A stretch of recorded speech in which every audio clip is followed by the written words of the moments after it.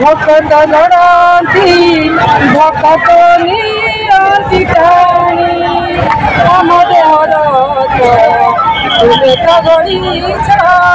घोषयात्रा लोक महोत्सव पालित कैबल्य साहित्य संसद तरफ पवित्र घोषयात्रा अवसर में बड़दाण्ड पुरी ठारे 48तम कार्यक्रम घोषयात्रा लोक महोत्सव 2024 अनुष्ठित हो जाइछि।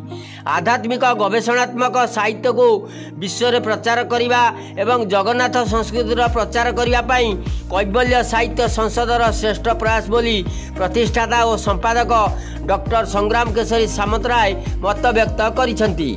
सभापति विजयालक्ष्मी सामंतराय आध्यात्मिक भावधारा बौद्धिक चेतना को समृद्ध करिथाए, समाज सेवा एवं साहित्य समाज को नियंत्रण करथाए। एही कार्यक्रम रे कैबल्य दरबार अतिथिवृंद भावे डॉक्टर सुरेंद्रनाथ त्रिपाठी, संपादक नव काकली जगतसिंहपुर डॉक्टर अनिरुद्ध कुरकुरिया, आध्यात्मिक प्रवक्ता सोनपुर श्रीयुक्त हेमंत कुमार जेना, संपादक राजश्री कला और साहित्य संसद केन्द्रापड़ा श्रीयुक्त विपिन दई, संपादक प्रियपत्र पुरी, श्रीयुक्त गगन बिहारी प्रधान समाजसेवी पुरी, श्रीयुक्त अशोक कुमार बेहरा कंठशिल्पी भुवनेश्वर, श्रीयुक्त वीरेंद्र कुमार जेना कंठशिल्पी भद्रक, श्रीयुक्त दीपक कुमार नायक जाजपुर, अजय कुमार त्रिपाठी बालेश्वर, मनोज कुमार बारिक पुरी, मानसी प्रभा स्वाई जगतसिंहपुर एवं मनोरमा दास जोगदे आध्यात्मिक भावना जगन्नाथ एवं नंदीघोष रथर जयगान करी बड़दाण्ड परिभ्रमण करथिले।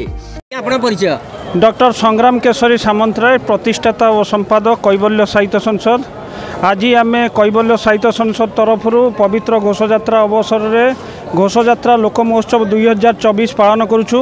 गोटे आनंद उल्लास भितर आम समस्त समाजसेवी जो माने भक्त मानकर सेवा प्रदान करुचंती सेमानकु आम संबर्धित करुछु एवं जो सारस्वत स्रष्टा माने विभिन्न प्रकार कविता गल्प एवं प्रबंध प्रदान करिसेंती गवेषणात्मक सनातन धर्म को नहीं एवं घोषयात्रा को नहीं सेमानकु मध्य आज संबर्धना प्रदान करागला। यही भली भाबे आमे 2000 रु अधिका संबर्धना प्रदान करियो बड़दाण्ड रे एवं नंदीघोष सम्मान जो मानकु प्रदान करा जाउछु सेमानक भविष्यत उज्जवल हेउ बोली आमे आशा करूछु।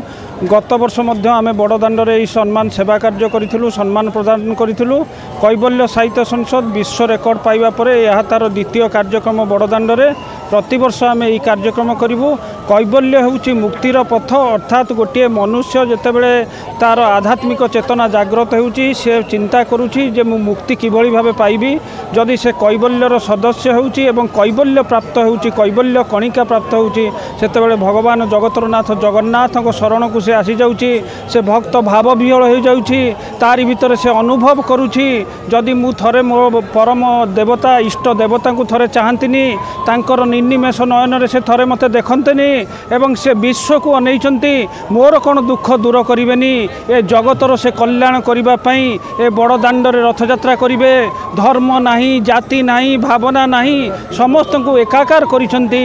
सेही महाप्रभु को दर्शन करिबा पई आमे आसीछु एवं सेही भक्तंकर भक्त को जे सेवा प्रदान करुचंती, किए स्वास्थ्य सेवा दउचंती, किए खाद्य पानीय दउचंती, किए मेडिकल सेवा दउचंती, एही भली भाबे जो माने सेवा प्रदान करुचंती, पुलिस बाहिनी सेवा प्रदान करुचंती, दमकल बाहिनी सेवा प्रदान करुचंती, से सेवा प्रदान करुचंती एवं से मानको सम्मानित करुचंती, उत्साहित करुचंती।